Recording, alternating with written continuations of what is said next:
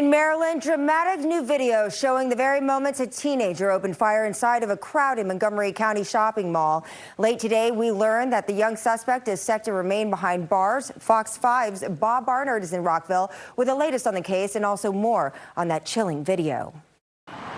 The teen suspect is being charged as an adult and made his first court appearance, during which the judge called him a danger to the community, ordered that he be held without bond, but be sent to a juvenile facility. The video, recorded inside Westfield Wheaton Mall, is both dramatic and alarming. We've kind of put a circle around the gunman who was there sitting at a table as a group of young people walk past him. Watch what happens next.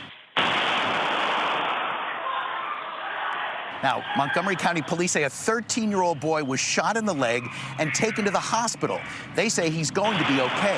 Now, as you can see, the shooter, after firing the shots, ran off and was quickly detained by an armed security officer at Dick's Sporting Goods.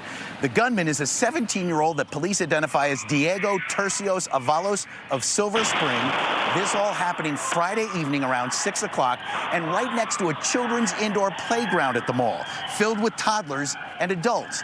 Now, here is a clearly upset Montgomery County State's Attorney John McCarthy, who, because this is a case involving a juvenile, was limited in what he could say to us. As part of the conversation, myself and many of the other state's attorneys around the state have been having relative to the legislative changes that have been happening that are forcing more young people for more increasingly violent offenses into the juvenile system. And we have the question, are the services there?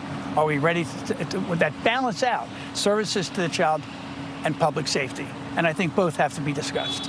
Now, police say they received nearly 24 calls to 911 after the shooting and recovered a 9mm handgun that prosecutors say jammed and therefore could possibly have fired more bullets.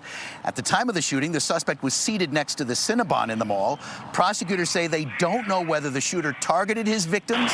The boy's parents were in court this afternoon and seemed very happy the judge is allowing the accused to be housed in a juvenile facility, not remaining at the adult jail, which is going to be the law here in Maryland come October, and that's what John McCarthy was referring to.